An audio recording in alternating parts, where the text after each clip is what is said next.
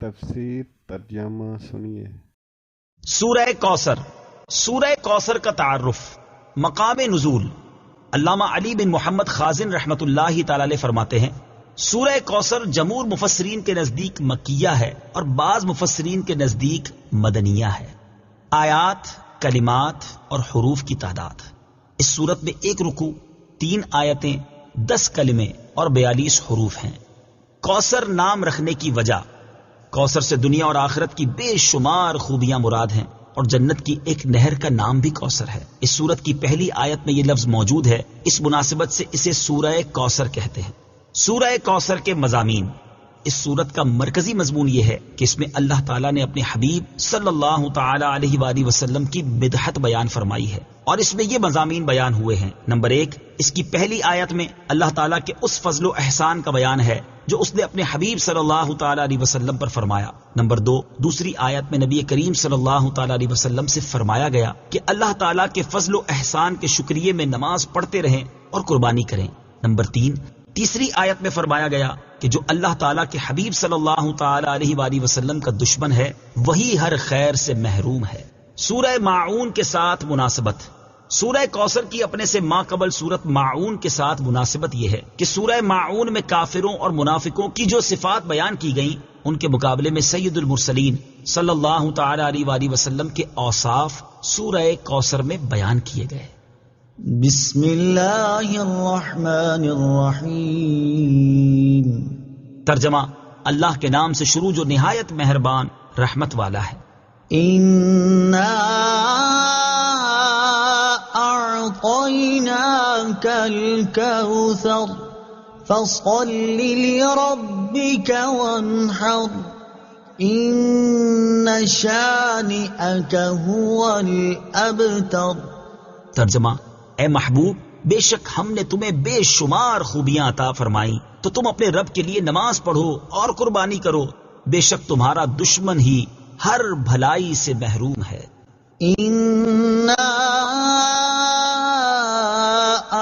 أعطيناك الكوثر، اے محبوب، بے شک ہم نے تمہیں بے شمار خوبیاں عطا فرمائیں۔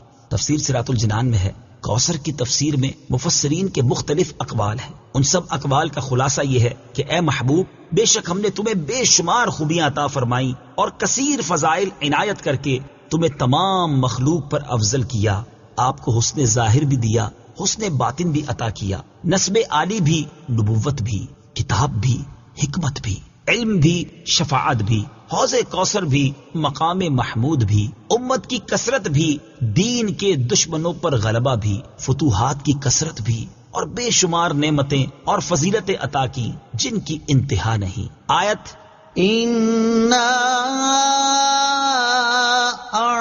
أَعْطَيْنَاكَ الْكَوْثَرَ سے حاصل ہونے والی معلومات، اس سے 5 باتیں معلوم ہوئی۔ نمبر 1، اللہ تعالیٰ نے اپنے حبیب صلی اللہ تعالی علیہ وآلہ وسلم کو کوثر عطا کر دی ہے، کیونکہ یہاں یہ نہیں فرمایا گیا کہ ہم آپ کو کوثر عطا کریں گے، بلکہ یہ فرمایا کہ بے شک ہم نے آپ کو کوثر عطا کر دی۔ نمبر 2، اللہ تعالیٰ کی اپنے حبیب صلی اللہ تعالی علیہ وآلہ وسلم پر یہ عطا ان کے نبی اور رسول ہونے کی وجہ سے نہیں، بلکہ آپ علیہ الصلوۃ والسلام کی ذات کی وجہ سے ہے جو شان محبوبیت کی صورت ہے، کیونکہ یہاں یہ فرمایا أَعْطَيْنَاكَ، ہم نے آپ کو عطا فرمائی، یہ نہیں فرمایا کہ اعطینا الرسول یا اعطینا النبی۔ نمبر 3، تاجدار رسالت صلی اللہ تعالی علیہ وآلہ وسلم پر یہ عطا کسی عبادت اور ریاضت کی وجہ سے نہیں ہے، بلکہ ان پر یہ عطا اللہ تعالیٰ کے عظیم فضل اور احسان کی وجہ سے ہے، کیونکہ یہاں عطا کا ذکر پہلے ہوا اور عبادت کا ذکر بعد میں ہوا۔ نمبر 4، اللہ تعالیٰ نے آپ کو کوثر کا مالک بنا دیا ہے تو آپ جسے چاہیں جو چاہیں عطا کر سکتے ہیں۔ نمبر 5، سید المرسلین صلی اللہ تعالی علیہ وآلہ وسلم کی مدحت خود رب تعالیٰ فرماتا ہے۔ اعلیٰ حضرت امام احمد رضا خان علیہ الرحمت الرحمان فرماتے ہیں انا اعطیناک الکوثر، ساری کثرت پاتے یہ ہیں، ٹھنڈا ٹھنڈا، میٹھا میٹھا، پیتے ہم ہیں، پلاتے یہ ہیں۔ اور ایک اور جگہ فرماتے ہیں نا، اے رضا خود صاحب قرآن ہے مداح حضور، تجھ سے کب ممکن ہے پھر مدحت رسول اللہ کی۔ فَصَلِّ لِرَبِّكَ وَانْحَرْ، تو تم اپنے رب کے لیے نماز پڑھو اور قربانی کرو. تفسیر صراط الجنان میں ہے یعنی اے حبیب صلی اللہ تعالی علیہ وآلہ وسلم، اللہ تعالیٰ نے آپ کو دونوں جہاں کی بے شمار بھلائیاں عطا کی ہیں اور آپ کو وہ خاص رتبہ عطا کیا ہے جو آپ کے علاوہ کسی اور کو عطا نہیں کیا.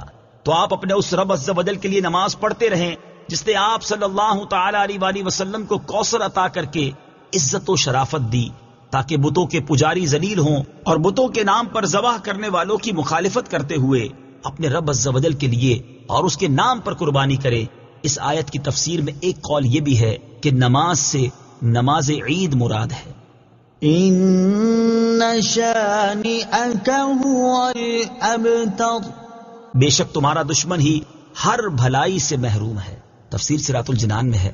شان نزول، جب سید المرسلین صلی اللہ تعالی علیہ وآلہ وسلم کے فرزند حضرت قاسم کا وصال ہوا تو کفار نے آپ کو ابتر یعنی نسل ختم ہو جانے والا کہا اور یہ کہا کہ اب ان کی نسل نہیں رہی، ان کے بعد اب ان کا ذکر بھی نہ رہے گا اور یہ سب چرچا ختم ہو جائے گا. اس پر یہ سورہ کریمہ نازل ہوئی اور اللہ تعالیٰ نے ان کفار کا بالغ رد فرمایا اور اس آیت میں ارشاد فرمایا کہ اے حبیب صلی اللہ تعالی علیہ وآلہ وسلم، بے شک تمہارا دشمن ہی ہر بھلائی سے محروم ہے نہ کہ آپ، کیونکہ آپ کا سلسلہ قیامت تک جاری رہے گا.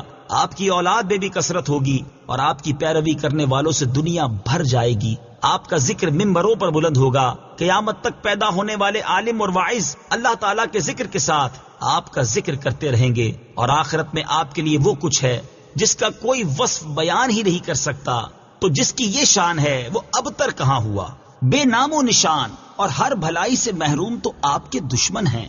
اعلیٰ حضرت امام احمد رضا خان رحمت اللہ تعالی علیہ اس صورت کی تفسیر بیان کرتے ہوئے فرماتے ہیں، عاص بن وائل شقی نے جو صاحبزادہ سید المرسلین صلی اللہ تعالی علیہ وآلہ وسلم کے انتقال پرملال پر حضور کو ابتر یعنی نسل بریدہ کہا، حق تعالی نے فرمایا انا اعطیناک الکوثر، بے شک ہم نے تمہیں خیر کثیر عطا فرمائی کہ اولاد سے نام چلنے کو تمہاری رفعت ذکر سے کیا نسبت. کروڑوں صاحب اولاد گزرے جن کا نام تک کوئی نہیں جانتا اور تمہاری ثنا کا ڈنکا تو قیامت تک اکناف عالم اور اطراف جہاں میں بجے گا اور تمہارے نام نامی کا خطبہ ہمیشہ ہمیشہ اطباق فلک آفاق زمین میں پڑھا جائے گا. پھر اولاد بھی تمہیں وہ نفیس و طیب عطا ہوگی جن کی بقا سے بقائے عالم مربوط رہے گی. اس کے سوا تمام مسلمان تمہارے بال بچے ہیں اور تم سب مہربان ان کے لیے کوئی نہیں، بلکہ حقیقت کار کو نظر کیجئے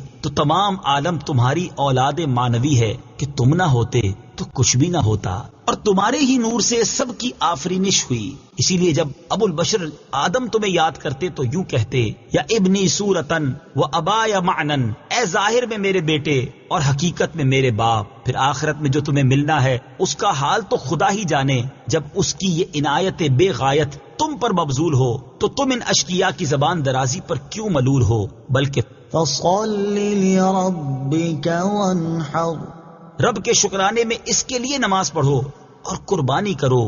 ان شانئک هو الابتر، جو تمہارا دشمن ہے وہی نسل بریدہ ہے کہ جن بیٹوں پر اسے ناز ہے یعنی عمرو و حشام رضی اللہ تعالی عنہما وہی اس کے دشمن ہو جائیں گے اور تمہارے دین حق میں آ کر بوجائے اختلاف دین اس کی نسل سے جدا ہو کر تمہارے دینی بیٹوں میں شمار کیے جائیں گے. پھر آدمی بے نسل ہوتا تو یہی صحیح کہ نام نہ چلتا، اس سے نام بد کا باقی رہنا 1000 درجے بدتر ہے. تمہارے دشمن کا ناپاک نام ہمیشہ بدی و نفرین کے ساتھ لیا جائے گا اور روز قیامت ان گستاخیوں کی پوری سزا پائے گا. والعیاذ باللہ تعالی.